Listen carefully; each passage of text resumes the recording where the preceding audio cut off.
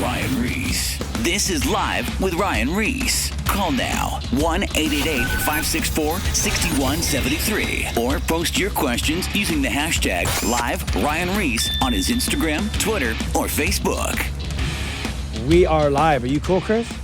You're good to go? Good All to right, go. right on. Well, thank you for being here tonight. We got Chris Baker in studio. He's a tattoo artist and an abolitionist. Yes, sir. What the heck is that? So our ministry, Inc. 180, we do a lot of things, but one of the biggest things is our fight against sex trafficking. We remove the tattoos that are forced upon victims of sex trafficking by their pimps or traffickers. Well, I can tell you this. I saw, man, when did you come and give me your video? It was probably, I don't know, a year and a half ago, I guess. Tyler and I were out for Shine, and I came up to you afterwards and just wanted to introduce myself and just give you a little update on what our ministry was, and just handed you the DVD. And yeah, it was about a year and a half ago when we were out.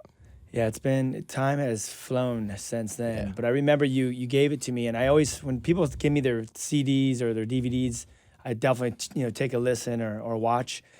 And that CD or that DVD floated around my office, my car, my home office, back to my office, back and forth, because I was trying to watch it.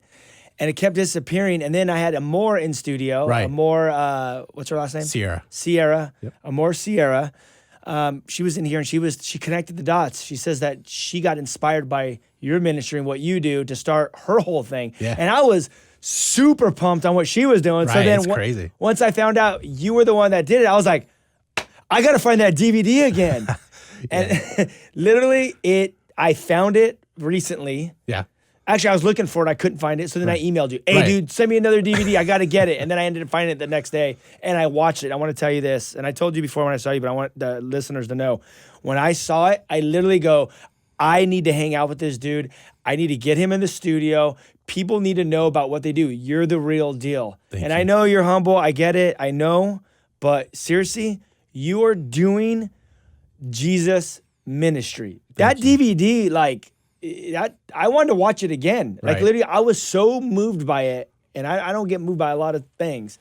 But I was so moved by this DVD. And what's the DVD called? It's just simply called Inc. 180. Inc. 180. Where can people find this? You can get it on Amazon.com. Okay, go buy it, people, because it is seriously if you feel like you're jaded by religion, or maybe you've been in the church too long, and maybe you're fat off the Word of God and you haven't done anything, or maybe you just feel like, I don't know, maybe you need something to be switched up. Go watch this DVD. This is fresh, Holy Spirit-led Jesus ministry that will literally make you do inventory on your life. Literally, obviously what we do. Yeah, we're, absolutely. We're aligned, kind of doing the same stuff. But literally, I was rethinking my life. Man, wow. Dude, no, That's a seriously. high compliment. I was It's funny. I didn't even want to do it when they approached me. They came to me one day at my church and they're like, hey, we're from this network here. We're a Christian network, and we want to do a documentary on your ministry work. I was like, nah, that's cool. It's not about me. It's about God. Yep. And I know how sometimes the media twists things and stuff. Mm-hmm. And they're like, well, pray about it. I was like, yeah, okay, cool. I didn't pray about it. And they came back 6 months later, and I said, what's the big deal? Why do you want to do this? Because I didn't understand what their fervor was for doing this documentary. And they said, well, we want to tell the stories of the people you work with. I'm like, well, I'm cool with that. Let me talk to some, because I was concerned about, especially the victims of sex trafficking. Yes. I didn't want them to be exploited more than they already had been. And so I talked to a couple of the women that I would work with that are advocates, that they do a lot of public speaking and tell their stories. And Human trafficking. Trafficking survivors, yeah. Wow. And I said, look, these people are coming after me to do this documentary, and what are your thoughts? Absolutely, we need to tell this story. People need to be educated. Wow. So I went back to them, and I said, look, here's the deal. I talked to a couple survivors that I work with a lot, and I trust, and they have stories that will make you cry. Every time I watch the DVD, I still cry because those stories are raw. Yeah. Yep. And I said, I'll make you a deal. We'll do the documentary. You have to let my clients tell their story in their own words. You can't edit it out. Sick. And I want Jesus to show up. Yeah. And it's not about me. Yep. You can do all that stuff. We're golden. We're going to do it. Those stories, that DVD, raw. I mean, you said it the best. It's just raw, and it's just so pure. It's so Jesus led. It's amazing. Well, you guys go get it. But we have a whole story we want to talk about tonight. And by the way, I want to talk to some of those girls. Yeah, If they ever want to get on the radio, they would love to. that would be epic. Okay. Just we'll connect later. Yeah, for sure. After the show. But how did this all begin? Because I know earlier I talked to you. You know, I know you're living out in Illinois right now. Yeah. But you grew up out here? Yeah, I grew up out here. Met my wife Lisa in high school and fell in love. Got married. Where out here did you? We were in Mission Viejo and then Corona, kind of Palm Springs, kind of bounced all over the place. Southern California. Yeah, and we came to a point where I was working for a company here in Orange County for 20 years and just making really good money, and decided to move to Chicago, where Lisa's from. And I think if she was here today, she'd tell you she'd rather move back because the weather's getting ready to get ugly. But we moved out there, and I was with this company for 20 years, and I got laid off. And I was making $100,000 a year with a GED. That's epic. I just worked myself up the ladder and just grinding all the way up. And one day I got called into my manager's office, and he's like, "I hate to do this, but I got to let you go." And it started me on this just downward spiral that.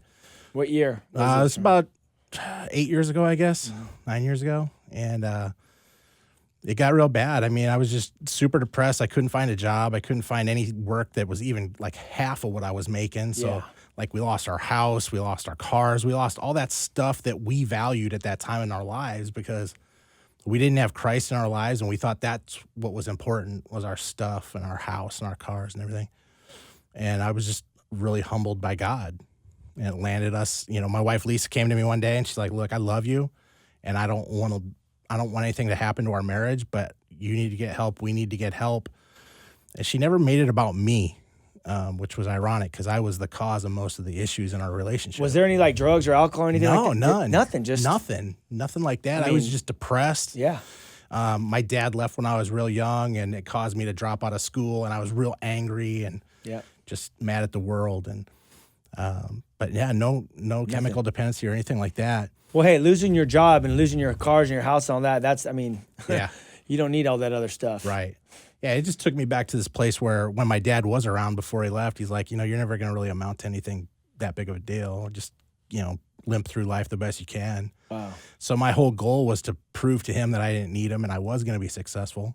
Yeah. And I was for 20 years, and then the carpet got pulled out from under me and I fell. I fell hard. Well, what was the so you're not walking with God at all at this point? Did you grow up Christian or any Catholic? other religion? Yeah, I grew up Catholic, and Lisa grew up Lutheran. But as teenagers, we did what teenagers so often do. We kind of distanced ourselves from God, and then as we grew up, I really I believed in God, but He wasn't around though anymore. He wasn't around. I was like, my dad left. All this horrible stuff happened. My wife lost 2 of her brothers to cancer young. And it was that whole thing of, if God is here, why is all this bad stuff happening? Yeah. And then one day it all just changed.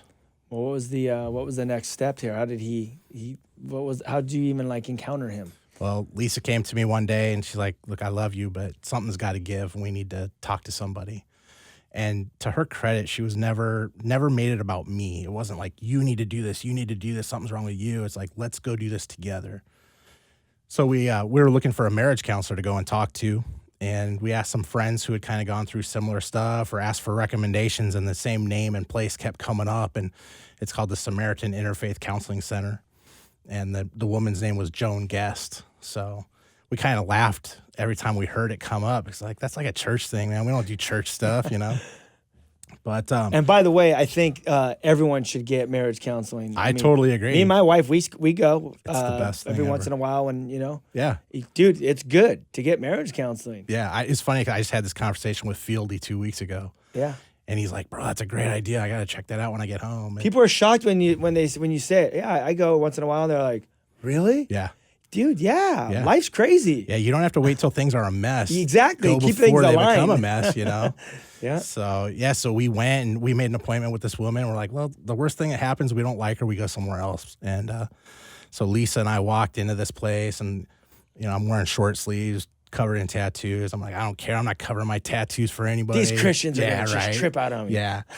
And I walk in, and Joan met us. She came out to the front, and she looked like the church lady from Saturday Night Live. You know, Epic. Super conservative. And I was just like, oh, man, I'm so done. This woman's going to tear me to pieces. And she didn't. She was really amazing. Heck yeah. Love her to death. And she listened. She's an amazing listener. You know, we kind of laid everything out. Lisa and I agreed on one thing 100%. We both wanted to fix our marriage. And so we kind of put it all out there, and then we liked it so much we made an appointment for the following week to really start diving into the issues. This girl, this counselor, she obviously had Jesus in her big time. Yeah. Just love. Big time. Yeah. Never judge a book by its cover. Nope. I learned a big lesson that day. And nor ever judge a book by its cover with people with tattoos. Seriously. Some of my gnarliest looking friends are the nicest guys Right. I've ever met in my life. But they look scary because they have tattoos all over their face. Yeah, it's true.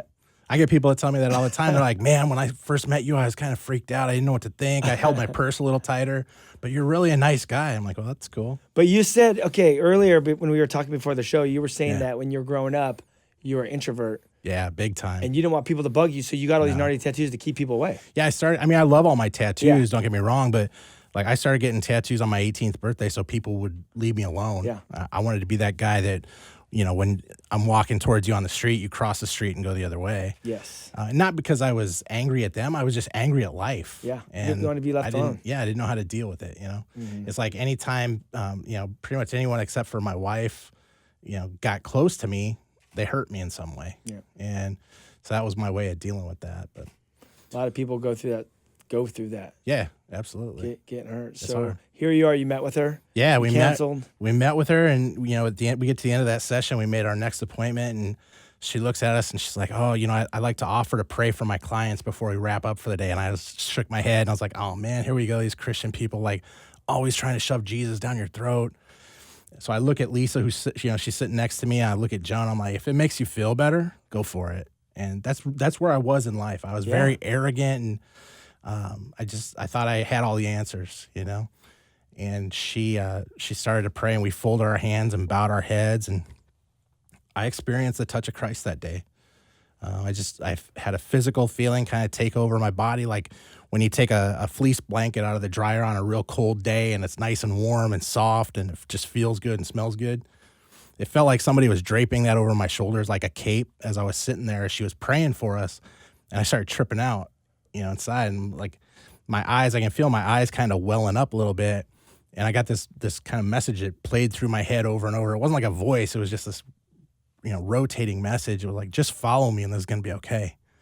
Just follow me. So gnarly. Like over and over and over. And man, I lost it. I was sobbing so hard I couldn't breathe. I'm gasping for air.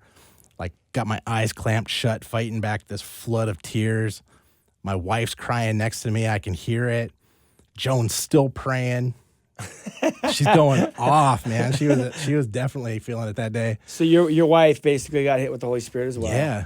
Same time. So here you guys are, this girl, and this is what's so amazing about this, because people think that, you know, you gotta like pray with people so they accept the Lord. Right. Here's the situation. I mean, we know that God works and he works in all different ways. Absolutely. You can't put him in a box. Right. He'll work any way he wants. Here this girl is praying for you guys.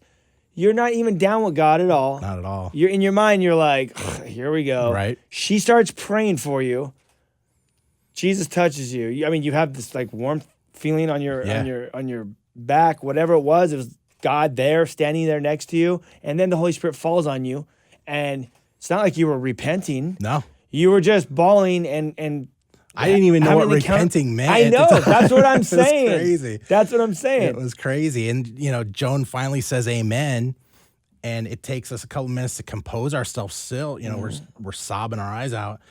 And I turn to Lisa and I look at her. I'm like, oh my God, this is what's wrong. This is what's wrong with me. This is what's wrong with us, our family. Like we built up all these conviction of the walls Holy Spirit showed up immediately.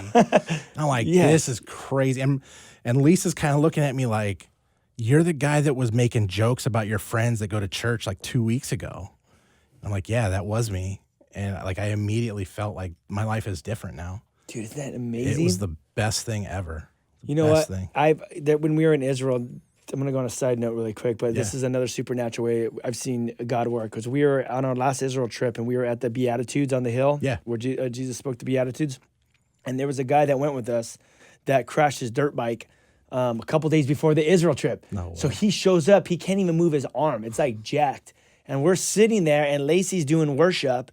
And then while she's doing worship, before my dad teaches, he says he felt warmth come over his arm, and boom, he just got healed right on the spot. That's awesome. And we leave there, and he's walking, and he's doing this when he's moving his arm. He's like, dude, I just got healed up there. I go, why? Did you ask for like healing? Did you pray to God? He goes, no. He's like, we were just worshiping, and I just felt heat come over my arm, and then next thing you know, I can move it. That's awesome. So yeah, I mean, God just works so many different ways. Okay, so your wife's just like, you're making fun of all your friends, and now here you are. Yeah, because it was crazy because I had friends my whole life that are good Christians, you know, and not the kind that I tried to avoid. They were solid, good, you know, real good people, and they would always invite me to their church. And I was that guy. I hid behind fear, you know. I was like, oh, I got to be a guy, you know, like church is for girls. I don't do that. Totally. And I always made the stupid jokes, the cliche jokes. You know, if I walk into your church, the building's going to collapse around me and all this stuff. And it's crazy because I knew my whole life I needed them, but I was just so arrogant and so afraid to admit it that I held off until that moment. And then, you know, some people, when they come to faith, they kind of stick their toe in the water and see how it feels. And man, I ran so hard to Jesus that it was just like nothing else. It was like I couldn't get enough. Yes. Well, if you just tuned in, you're listening to Live with Ryan Ries. I have Chris Baker in studio, and he deals with removing tattoos, removal, and tattoo cover-up for human traffic victims, gangs, and pretty much anyone. Anybody, yeah. That's you know, there's some other ministries out there that'll do laser removal for people, but they have to do all these classes and stuff. I don't believe in that. My thing is, you know, do you have a tattoo on your body or a scar that's, you know, preventing you from living the life that Christ intended for you? We're going to get rid of it. If it bothers you, we'll get rid of it. That's amazing. Yeah. That is amazing. So you were saying you have a bunch of friends when you grew up that went to church. Yeah. And then what were you saying from there? I would just always make fun of it and say, man, why do they spend so much time going to church? You know, there's a football game on, there's a good game on, there's this and that going on. Or they can't go to this concert late Saturday night because they got to be up to go to church the next day. And you didn't understand it. I didn't, because I didn't understand what it meant to have a relationship with Jesus. I thought there was just, oh, you just go to church and like, oh, you're good because you go to church. Well, that's what people think. That's religion. Yeah. Yeah, well, you know, he goes to church twice a week. Yeah, he's one Christian, or he's a Catholic, or a Mormon, or whatever. The thing is what you did, how you dove into it. You said that, you know, you were one way 1 second, and then you just dove in. You were like all or nothing. That's basically the way I run my life. When I was partying, all or nothing. Now I'm for Jesus, all or nothing. I wasn't like the double-minded man it talks about in James, or like the lukewarm, what Jesus says. You know, if you're lukewarm, if you're not hot or cold and you're lukewarm, I'll spit you out of my mouth. That's what Jesus says. Yeah. Lukewarm, it's like, go drink some lukewarm coffee. You're like, right. You just spit it out of your mouth, you know? Yeah. That's a great illustration Jesus used. True. You either want it hot or cold. And in the same way, there's no success with trying to walk with God lukewarm. That's right. Because basically what you're saying is you have 1 foot in the world and 1 foot in the church. So one side, you're like, okay, I'm trying to live a righteous life. And when I say righteous life, it means like a right living life. Right. I'm trying to do what God's called me to do and be holy as he is holy, but we're sinners, so we're saved by grace. It's all under the blood that was shed on the cross. It was all finished there. But when you're getting all that at church, and then you leave church and you're smoking a joint out of the parking lot, or you're going with your friends at the bar, right, or whatever, or maybe you don't do any drugs or alcohol, but you just sleep with your girlfriend. Right. I don't want to say just. Right. Sin. That's right. You're sleeping with your girlfriend, whatever. Or maybe you're just a liar. Right. Sin. That's right. It doesn't matter. You can be a murderer or a liar. It's all sin across the board. But the whole deal is when you give your life to Jesus, and I'm talking to the listeners, obviously, right, you got to be all or nothing. You got to go in 100% and go for it. And you know what, Chris? Tell us what that looks like in your life. What did all or nothing look like for you? Well, I mean, we lost our house, we lost our cars, and you know, I look at it now. I'm so thankful that we did that, because it was all the lies that the world tells us we have to have this and that and the other. You know, I make barely enough money to pay the bills. You know, I do 80% ministry work and 20% regular business. And if I could do 100% ministry, I would. You know, just to see the change that it's taken place, not just in my life or in my marriage, but my whole family, to see what's going on with my kids, to see the way that they're getting out and serving. And, you know, I tell them, I'm like, this life isn't about just doing fun stuff and, you know, having things. It's about the work that you do to help others, to raise up the community and continue the kingdom of God. It's not about, oh, I need this video game. Yeah. You know, and the blessing that I'm able to see in my family and my kids, it's tremendous for me right now. And that's what I value in life. Those are the things I value is, you know, seeing them doing what they're doing. I take value in the people that come in to get their tattoos removed and listen to those stories, because people tell me all the time, like, Chris, I don't understand why you do this for free. I love that you do it, but it just doesn't make any sense, man. You got to eat too. And I'm like, I'm eating. I mean, look at me. I'm okay. But I get a front row seat to watch Jesus work in people every single day and hear tremendous change stories every single day. I want to get into that, but my question is, what did you do from you gave your life to the Lord? Oh, okay. You gave your life to the Lord. What was the cleanup process? How did it all go down? You got saved 8 years ago. Yeah. Before you start doing this whole human trafficking thing with these tattoo studios. Yeah. What was that whole process? Because that's the part that people get frustrated on. Yeah. People want to go, I get saved, now I want to do this for God. Well, what was the process? Here's the crazy thing. So that next day, the day after Joan prayed for us, yes, Lisa had to work. I was like, I'm going to go to church. I'll take the kids. If I like this church, we'll go next week together. Otherwise, we'll find another one. So I walk into this church and same thing, short sleeve shirt, shorts. I wanted all these people to see I have tattoos. I didn't care, almost daring them to not welcome me in their church because that's what I assumed was going to happen. And they gave you front row. They loved me there, man. They couldn't have loved on me any harder. Yeah. And the pastor had just gotten back from Haiti, and he's talking about building a school. And I was like, man, that's awesome. And you hear people talk about mission trips all the time. They're like, oh, I'm feeling a nudge, you know, by God to go and serve in Kenya or wherever, or here, wherever. Man, I ain't feel a nudge. I felt like I was getting like drop kicked in the head. Like, you're going to go to Haiti and you're going to build a school and you're going to love it. And so I go up to the pastor after. This is my first time in church, time there? bro. First day. Oh, dude, this is sick. First day. I go up to him after. I'm like, I love the message. This is amazing. I can't wait to bring my wife next week. Let's talk about Haiti. He's like, oh, yeah, you know, we're going in June. The deposit's $300. The trip's $2,000, but people fundraise and all this stuff. So I wrote him a check. I had a checkbook in the car. I went and wrote him a check for $300, knowing that I had $317 in the bank until payday, right? Yeah. So I went home cooking dinner for my wife and my kids. My wife got home from work and she's tired and she came in. She's like, hey, how was that church today? I was like, oh, man, it was awesome. I loved it. The people were great. They welcomed me. They make their own donuts. The coffee was awesome. They were great. The pastor was great. He just got back from Haiti. I love what he was talking about. He's going to build a school in June, and I'm going with him. And I wrote him a check. She's like looking at me like a deer in the headlights, you know. And to Lisa's credit, she's the most supportive, amazing woman and best friend I could ever have. But under the circumstance, you just gave your life to God. You're in a church, and you're on the way to Haiti. Yeah. She looked at me like I was nuts. She's like, I love you, and I support it, but what's happening? Like, what's going on with you? And I'm like, it's God. It's God. And I went to that first trip to Haiti in June. Yeah, how was that? It was amazing, man. I'll tell you what, I've never been to a place before or seen people who have so very little but love Jesus in just such an amazing and real way. It lifted everything in my life to go there. And it was funny when I went. It put things into perspective. Oh, when you so leave much. the country and you go to like third world, because I grew up going to Colombia and Chile, you know, my whole life, and you go into houses and it's dirt. Yeah. You know the whole deal. Yeah.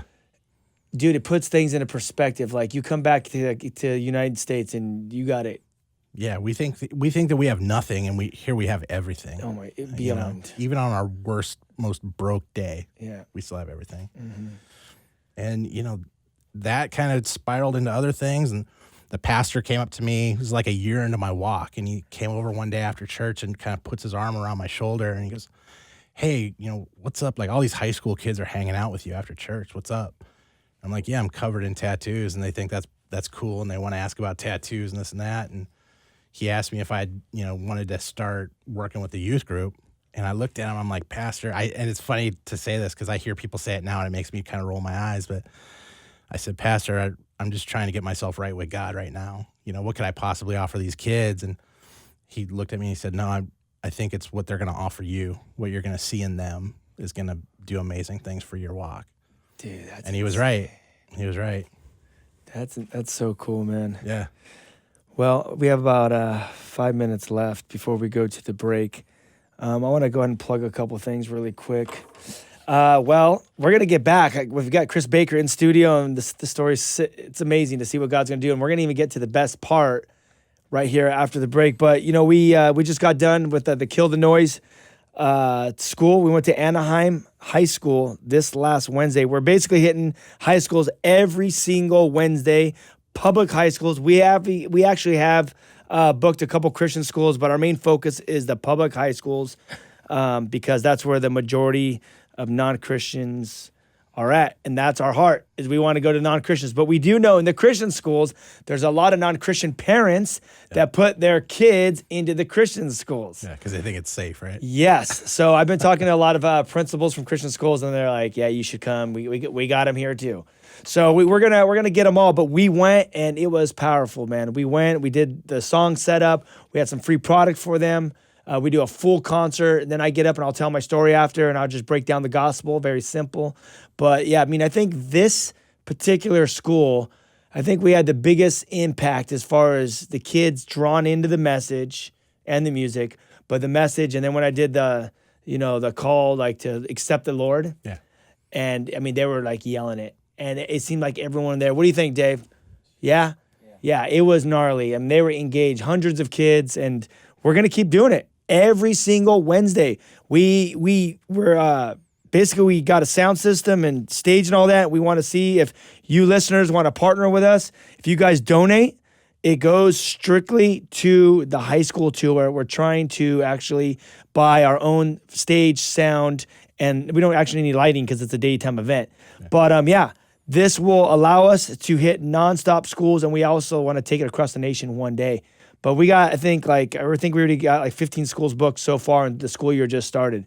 That's so crazy. It is on and cracking. And next week, I'm going to have one of my friends in studio, another friend, Allie Brooke from Fifth Harmony. She's one of the singers. She is a believer, and she's going to tell her story on how she even, she was on one of those TV shows. I forget the name of it. It was like, not The Voice, but it was another one. Oh, yeah. One of the other competition shows. Yeah, she was on that, and just the way she grew up, and she was, she has a really gnarly story, but you could see how God orchestrated her whole life to being where she's at right now. So we got that going on, and obviously on the whosoevers.com, we got a bunch of sick product. We do the product so people can purchase, and that will also help fund our movement. So just giving you guys a heads up how to stay plugged in. Obviously, if you go to ryanries.com, you could get all the old podcasts of the show. It's a video cast, podcast, and all those things. I think we're pretty much done with all that. We got 2 minutes left.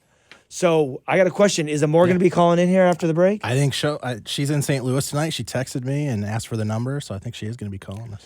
Really quick, how in the heck did you get involved with the movement?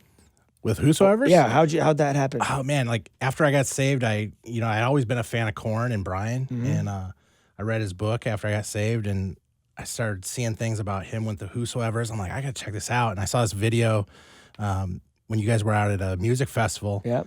And I grabbed my son Tyler. I'm like, you gotta watch this. And there's all these kids like, oh, God's, I don't need God, this, that, whatever. Weed is my God, and all this stuff. And then afterwards, they're all coming out proclaiming they love Jesus, and I'm like, this is amazing. This is exactly what faith is all about, like taking Jesus to where the people are. It's not about waiting for people to walk into your church. If we die waiting for people to walk into our churches to get saved, we're missing the whole call. It's the Great Commission. Go out and make disciples of all nations. That is it. Taking Jesus to the people. That's it. That's what it's all about. Everything's twisted. Jesus didn't wait in temples for people to come to him. I don't remember any that ever happening. No. The only time I ever heard people coming to him in a building was when he was in someone's house. Right? Yeah. But the temple, he would go and read the scriptures. Yep. And the temple, he would whip out all the corruption. Yeah. Flip tables over. That's it. But He was always with the people, Right. out with the multitudes, healing them in the streets, healing them through the city, preaching the gospel, the word of God, taking Jesus to the people. That's why I love what you do, because that's what we're all about, is taking Jesus to the people. We're going to be back in 2 minutes with Chris Baker. More Live with Ryan Ries coming up. Is everything all right? Call now, 1-888-564-6173. Or post your questions using the hashtag #LiveRyanReese on his Instagram, Twitter, or Facebook. I think I speak for the entire administration when I say whoop-de-doo.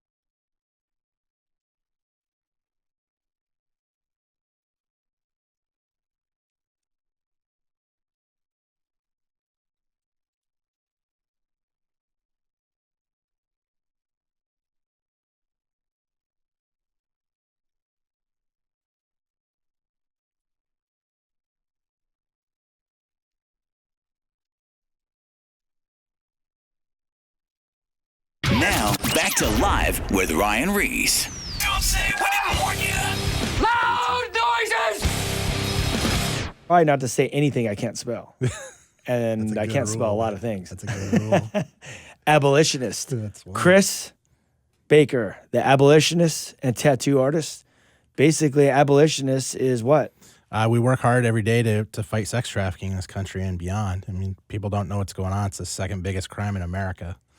And there's a lot of people that claim to do it, Yeah. but you're actually in it, doing it. You have this video out called Inc. 180. and it's a documentary telling the stories of these human trafficking victims and Former gang members Yeah. and yes, all kinds of stuff. But what you do is you remove tattoos, Yes. or if the girl's branded, or if she's tattooed, or if she is cutting. If there's basically if there's any marks that are on these people's bodies that are holding them down. Yeah. You go in, no classes, no nothing. You go in, you remove it, end of story. That's it. I mean, my only requirement, I ask them, they're like, well, what's the catch? I'm like, there's no catch. Do you want to change your life? Do you want to be rid of that old mark? And they're like, well, yeah. I'm like, well, then sit down. Let's talk. And then through that, then now you're sitting down with them to have conversation while you're doing this process. Yeah. And then obviously Jesus comes up, and this documentary is powerful. Thank you. One of the most powerful moments of that documentary I thought was at the end when they come up and like the ex gangbangers or whatever, they hang their bandanas on that. What was it? It was like a cord. We put them up. We have wires that run from one end of the shop to the other, and there's two poles. It looks like like electrical poles. Yeah. So we did that, and we wanted to kind of give an exclamation point. You know, when we remove those gang tattoos, we wanted to say, okay, you know, our ministry is all based on 2 Corinthians 5:17. It's strip away that old life, ball it up, leave it at the foot of the cross, and move forward with Jesus as a new creation. And we wanted kind of a stamp on that. Like, okay, so cool. We remove your tattoos. You got Jesus coming into your life. You're doing amazing things with him, but leave those colors here. Leave it all behind. Leave it here. And And they do all the time willingly, man. They love it. They tag out their old street name on it, cross it off, because if you see graffiti on the streets and their names crossed off, they're either dead or they're about to be. Dang. So it's all about dying away, murdering that flesh, right? That's what that means? That's when exactly they cross what it out, that means. means they have a hit on them. Absolutely. Or they're already dead. They've been killed. Already dead. So they leave that. And, we also do the same thing for sex trafficking survivors. I painted a tree, we call it the Freedom Tree. And it's our way of kind of paying homage to the Underground Railroad in the United States when people were escaping slavery, where they would get to safe houses and safe points, and they would leave messages for either their loved ones, their family, friends, or just people to encourage the ones that come behind them to say, hey, you're not alone. Just keep going. It's going to, things are going to get better. And so when we remove those tattoos or cover those tattoos, they dip their hand in paint and put it up on this tree to portray the leaves on this tree. Yeah, I saw the tree too. It's powerful, man. It is. I'm telling you, then you just want to cry at the very end of that whole video. I still do. And through the whole thing. Yeah. One other thing too is with your tattoo gun, it actually it pulls the ink out. It doesn't push the ink in like laser. That's right. It pulls the ink out of the the skin. I don't like laser. It burns your skin. It leaves like an old halo around the old tattoo. I use a product called Go Tatless now. I used Tattoo Vanish for a while, but now we're using Go Tatless. We just partnered with them out of Arizona. They're phenomenal people, Christian company. But basically what we do is we set up an 18-round shader needle like we're applying a tattoo. We dip it in lidocaine and go over the tattoo that they want to remove. Yeah. Go open the skin up, basically. And it feels just like getting a tattoo, so it's not nearly as painful as laser is. And then we take cotton swabs and apply the Go Tatless cream on there. Sits for 10 minutes, and we wipe it away. Basically what happens is it goes in there while it's sitting on it and bonds to the ink under your skin. And then over the next 2 to 3 weeks, your body rejects it and pushes it back out. But because it bonded to that ink, it goes ahead and pulls the ink along for the ride as it gets rejected. Forms a scab just like any tattoo would. Scab falls away. And that's amazing. It's great. Great product. You guys got to look these guys up. Ink 180. He's on Instagram. You can find him on my social posts. Okay, so now you got saved. Yep. You go to the first time you go to church. Yeah. You hear about a Haiti trip, right. and you have $317 in your bank account because you lost everything, your job and everything. Yeah. In the process of finding God, and you wrote a $300 check. So you have $17 left. You tell your wife, she thinks I don't know if you're crazy, but she's looking at you going, "What the heck's happening?" Yeah. And it was Jesus. She knew I was being transformed like radically on the spot. Yeah, radically. So you go to Haiti, you come back, and now your pastor's saying, "Hey, dude, you need to go work with the teenagers at church. They're all hanging out with you." Yeah, and it was crazy because I was like, man, I'm just trying to get to know Jesus. I'm trying to build this relationship, And he told me, he said, I think these kids are going to offer you a lot in that growth of your faith. And I was like, oh, all right, there's other leaders that I can talk to and work with if I'm kind of struggling, whatever. So I said, yeah, cool, let's do it. So they give me all the high school boys. So take all the high school boys, that's your group. And we started this program or this project where it was all about trying to find our gifts from God and how to use those to serve in the community. And I was stoked because that's what I was feeling. That's what my whole life was going to be. Like I wanted to do something, in my old life, I wasn't a bad guy. I just wasn't doing anything for anybody else. It was all about me and my family, and that was it. So I wanted to do something, and I started working with these young men, and we're talking. A lot of them were artistic. They had different kinds of, just different loves and levels for art, different styles. Obviously, I was the only tattoo artist in the group, but we decided, after praying about it, we're like, let's do something really cool. Let's go and cover up gang graffiti with murals down in Joliet. And Joliet's a pretty dangerous area in the far south suburbs of Chicago. A lot of gang activity. Went to the police department in Joliet, talked to them. They loved it. They supported it fully. The city supported it because they didn't have to pay to remove the graffiti anymore. The parents were a little sketchy on it. They were kind of afraid. Yeah. I was like, don't worry, we're gonna have cops with us in case anything jumps off. We'll be good. And it was great, man. We're doing it, and the kids loved it. They never missed it. We're building fellowship. We're doing a great thing in the community, and it was fun. And then they'd start bringing their friends along, and their friends didn't go to church, but they wanted to come paint. Yeah.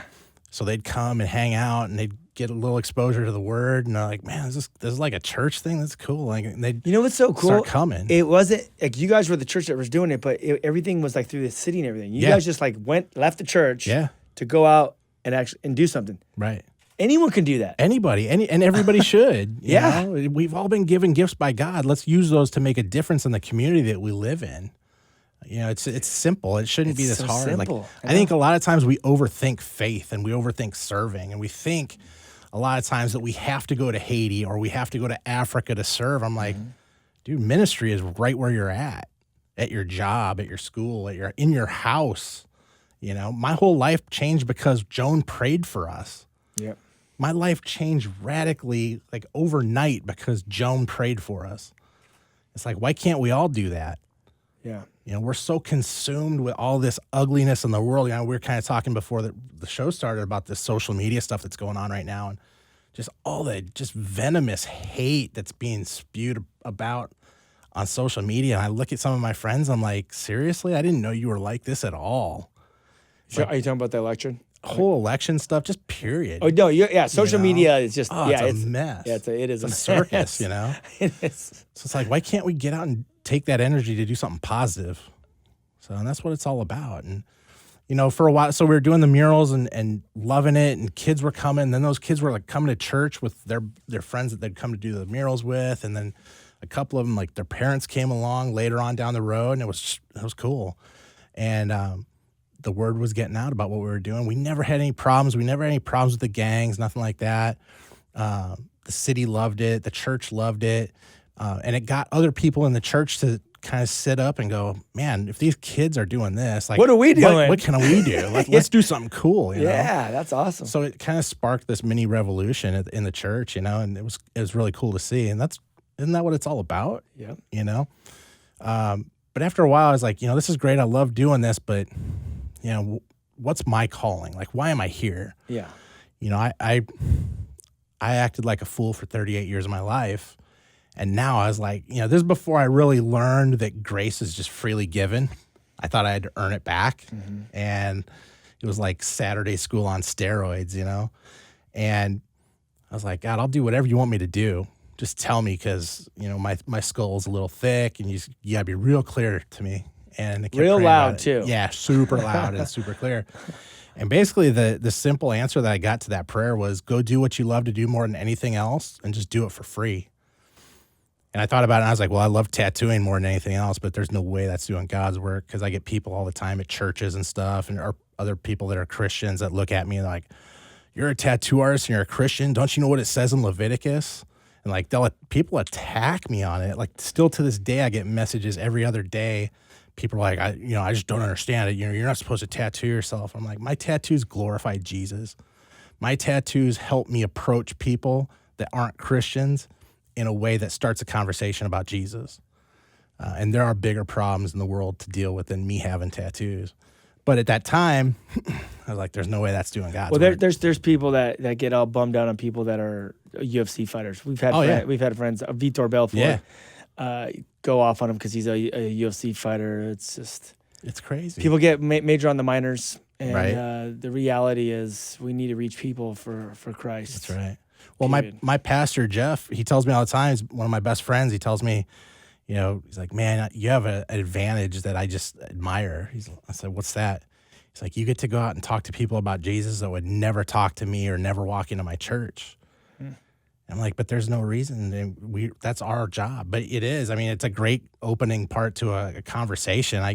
I walk down the street, you know, in the south side of Chicago, west side of Chicago, wherever I am, LA. Today, I was in Compton today. Yep. And people are like, dang, he's got Jesus tattooed on his leg, man. Check that out. And they're tripping out off my tattoos, and we're talking about it. And they're like, look, he's got another tattoo of Jesus on his hand, or he's got the word disciple on his knuckles. Like, what's that all about? You have the... What's that scene? The cross scene, the crucifixion scene. You got the 3 crosses right on your neck. I just got that the other day, when I was here. Bet that hurt. Yeah, it didn't feel good. But, you know, it was funny. My pastor asked me, he's like, did it hurt? I said, well, it hurt, but it didn't hurt like nails through your feet and your hands kind of hurt. Yeah. He's like, well, good point. But, yeah, you know, it starts conversations. Yeah. So, but anyway, so I kept praying about it because I was like, that can't possibly be it.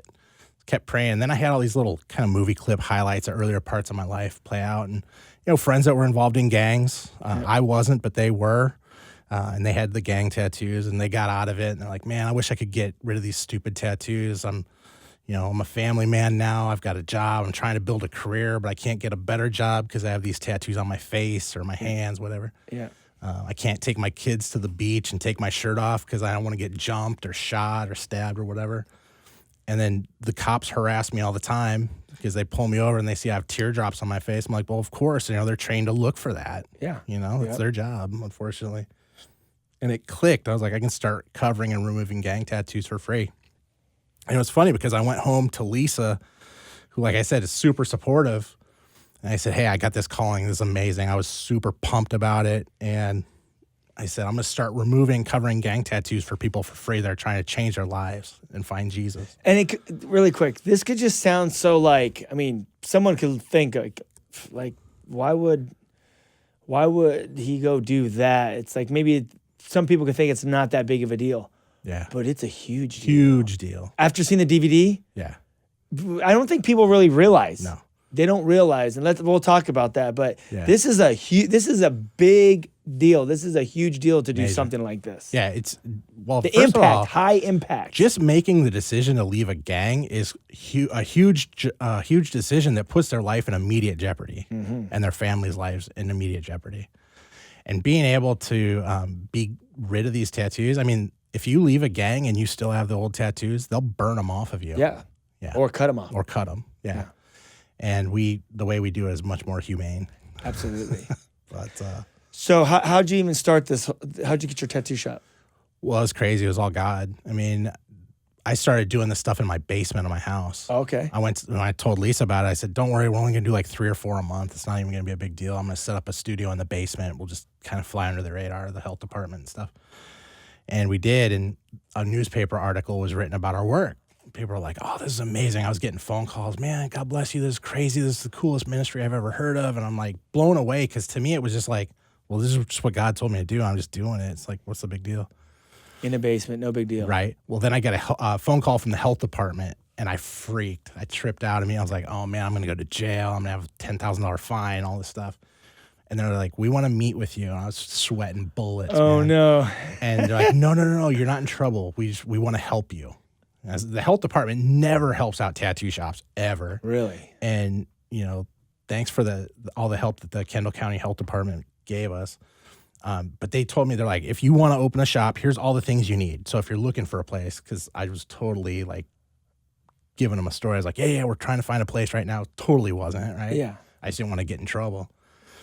And they're like, here's everything you need. If you want us to come check out a location before you sign a lease, call us. We'll come in. We'll do a quick mini inspection. Cool. I'm driving home from that, and I'm like, wow, this is crazy. I'd been trying to open a shop. I didn't have the money. I didn't have credit because I lost that. We lost the house. Oh, yeah, you the lost everything, cars, so we no lost credit, nothing. everything, dude. We had bankruptcy. It was like scorched earth financially. And Hey, if you tuned in, this is you're listening to Live with Ryan Ries, and I have my friend Chris Baker in studio, just telling this radical Jesus story. It's amazing. so then I'm driving home, and my pastor calls me. He's like, hey, you need to go to the bank right away and talk to Tom. Tom was the president of the local little community bank, and he goes to our church. He's the president of the bank. He's like, you need to call him right now. So we set up a meeting. I go in there. He's like, bring your business plan, which I had, and we're kind of going over it. And I figured that I need about 10 to 12 grand to open the shop, just kind of bare bones, just get it in and get things going. And he's kind of looking at it and shaking his head like bankers do all the time. He's like, no, man, you need like 20 grand. It's like, great. I didn't think I was going to get 10. How am I going to get 20? Right, double. So he gives me a packet of paperwork, and he's like, go home, fill this out, bring me a copy of your tax returns from last year. So I kind of was like, man, why am I wasting my time? Why am I wasting this man's time doing this, putting him through this? Yeah. Did you tell him, hey, man, I'm balling on a budget? Oh, he knew. He knew my whole story because I told it at church. He knew everything, man. And so I looked at him. I'm like, well, what's the approval process? He's like, just go home and fill it out. I'm like, what's the approval process? He's like, you just went through it. Just go home and fill that out, bring it back, bring your tax stuff back, and I'm going to cut you a check for 20 grand. What? Crazy, right? Yes. Immediately, I call Lisa. We get online, start looking for buildings. We found one. There was no zoning in Oswego where we live for tattoo shops. No, people had tried to open shops, but they wouldn't allow it. Yeah. Right? Super conservative town. And I signed a 3-year lease on this building, started ripping carpet out, ripping tile out, putting new floors, everything, painting, all this stuff. And we didn't even have a zoning exception at that point. But I was like, and Lisa was freaking out on that a little bit. She's like, we're spending all this money. You signed a 3-year commitment on this building. We don't even have an okay for the license from the village. You got a loan, the whole deal. So we go. It's going down. We apply No for permits. it. We apply for it. We go in to meet with the zoning committee. And I had my whole church with me. My pastor was ready to speak on our behalf. We were like going and loaded for bear. And they call me up and they start reading the application. And I start going to town. And the village president's like, Mr. Baker, please just stop a minute. He's like, we love what you do. We read the article. We know what you do. We know about you. We love your church and all this cool stuff. He's like, I don't want to make you run all through it. If you're okay with it, I'm going to put it up for a vote. I'm tripping. I'm like, man, they're going to shoot it down. I didn't even get a chance to fight. Unanimous yes. No way. Tripping out. That's right? so cool, man. Then 2 weeks later, we had to go for the whole village board to approve it. Again, same thing. Unanimous yes. We God's moved favor, in. dude. Seriously. See, that's the difference. That's what happens when you're following God and you're under the spout. You know, I've heard Chuck Smith say that. You want to be under the spout where God's pouring out his spirit. You don't want to be like, I'm gonna go do this, and God, we're gonna go out there and bless what we're doing. You want to know the plan from God, and He'll bless it. That's it. You know, you can't get ahead of Him, and that's the hardest part. But you It is. clearly waited, and then when you did it, that's what happens. Yeah, You show up, God's there, and favor's all upon you. absolutely. And it's all Him. You know, people are like, oh, I love this, how cool that you did all this. I'm like, I didn't do it. All I ever take any credit for was I asked God what He wanted me to do, and I centered myself enough to listen and follow through on all the things that He laid out for it to happen. It wasn't me. Like I didn't think of this ministry. I didn't even think of the name of this ministry. You know, it's like, I want to serve God. Tell me what to do and lay the path. And that's what happened. And that's for every single person that's listening Absolutely. tonight. Yeah. You could do it. Your life's it's not over. It's not too late. You started No, at what age? 38. 38. Yeah. Hey, I gave my life to Jesus at 32. Right? So here you go. You got 2 old guys in here. That's it. I'm 40 now. I'm 45. Are you? Yeah, dude. Hey, seriously, you could start at any time, and all you have to do is align yourself with His will. Yeah. And the other thing is people are like, well, I didn't go to, school for theology. I didn't go to seminary. Neither did I. God doesn't call the equipped. He equips the called. Look at the disciples. That's it. Common folks. Yeah. Fishermen. Yeah. All the disciples were pretty normal dudes, Paul was gnarly. He's not Right. possible. He was a little gangster, but the other Right. guys, Just normal people. normal people doing extraordinary things in the name of Jesus. That's it. Okay, so now tell us. I think we got like 5 minutes left, but give us some stories about just some cool stories of people you've worked with. Man, it's so many. Yeah. You have to get the DVD. The young man Daryl that's in the documentary is one of my favorite stories. He was a Latin king, homeless when he was 14, joined the gang to kind of stay alive, him and his brother. And he made the decision to leave the gang. He was at a barbecue and somebody was talking about Jesus, just out at this barbecue random at a park. Hey, perfect example. Right? Take Jesus to the people. That's what it's all about. That's Yep. when the most radical transformations happen, is like when we get out of the church and go to work. And he went to church that next day at night. He goes into church, gives his life to Christ, goes up for the altar call, says, I'm getting rid of all this gang stuff and getting rid of this life. I'm not doing this anymore. I don't care, whatever happens. He leaves church that night, turns his phone back on. His best friend had been murdered by one of their own gang members. I remember that. Right? Yep. And he says, he does an amazing job of telling this story in the documentary of, man, I had a choice to make. I could have gone back on everything I just committed to Jesus and gone after the person because they knew who did it. He's like, I could have gone and killed him. He's like, but I didn't. And the thing that's happened since the documentary, Daryl's still doing good. He's got, fits and starts, rough go. He loves Jesus though, consistently. Yeah. He's working. He's in another city now, away from his old gang, far away. But he got shot when he went home to visit. He has a child in his old community. Oh, yeah. He went home to see his child, and he got shot in the stomach. He got shot with a .45, hit him right in the gut. And Daryl's like 105 pounds soaking wet. The first bullet hit him in the abdomen, knocked him down. The 2 shots that followed that would have hit him in the head and killed him. Oh, dang. But he's solid. He had emergency surgery right away. He's all good. But it's crazy. I mean, it's that gang life. I've had people tell me, man, I've been shot 4 times, twice while I was an active gang member and twice after I left because I have these stupid tattoos and they don't, you know. Still have them. But the ones that really affect me the most are the sex trafficking tattoos because it affects me in a few different ways. First of all, it affects me as a father because it can happen. It happens to boys, it happens to girls. Yep. You know, and these kids that come through the door to get these tattoos removed, they look just like my kids or their friends, and it's heartbreaking. And you hear these stories. These are stories that once you hear them, you'll never get out of your head. You know, I still go to therapy, and I believe strongly in going to therapy and working on myself. But it's hard to listen to that stuff and not be affected by it. It's hard as a man too, just because I know that men are the demand cycle for sex trafficking. If there's no demand, there's no need for a supply. Yeah, it's simple economics. And we have a huge problem in this country that's not being addressed.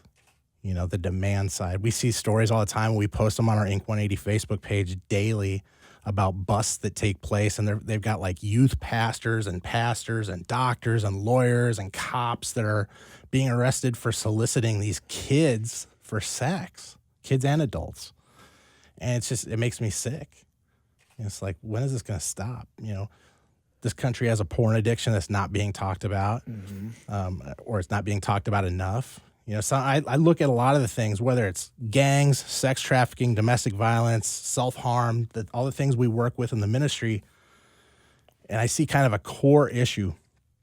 Now, there's probably a few of them, but the one that I see is we have 2 minutes left. Cool. We stopped teaching young boys how to be men and how to be real men and how to treat women. And we stopped teaching girls how to be women and really value themselves and not allow themselves to just be objectified all the time. Absolutely. And these kids are, right now, I wouldn't want to be a kid right now because everything that they deal with is over-sexualized. It is crazy. It's nuts. So, and that all fuels the demand. Think about when we grew up, and I always say this. I mean, it was hard to come across that stuff. Yeah. Nowadays, the album covers of Nicki Minaj, I think it was Nicki Minaj's album cover. That was like that would have been a cover of like Hustler magazine, right? And that's the album cover, right? That's just out on iTunes right now. Yeah, it was their last album, but all this just random stuff that people just post on Instagram. Yeah. Well, kids they all have cell phones. It's like a steady stream of porn right to their phone all 24/7, you know? Well, we got a minute left. You got any last words? You want to tell the listeners? I'm excited. You know, the ministry's going through a lot of things, a lot of good things, a lot of change. We just bought a 32-foot motorhome that we're turning into a mobile tattoo removal studio. Epic. To, again, go out to wherever we're at. But we love the work that we get to do. It's a true blessing to be able to do it. It's difficult stuff, but you know, people want to check out Inc. 180 and learn more about it. There's tons of ways. There's Inc180.com as our website. Facebook, our page is just Inc. 180. Twitter at Inc. 180, and on Instagram is at Inc. 180 Boss. All right. Well, thank you very much for coming out. Thanks for having me, man. This was a blast. I've been looking forward to this for a long time. I've loved the Whosoevers for the last number of years, man, since I got saved, and it's an inspiration to us. This has been Live with Ryan Ries. To connect or find out more about Ryan, click on ryan-ries.com. Check us out next Saturday at 9 p.m. for Live with Ryan Ries.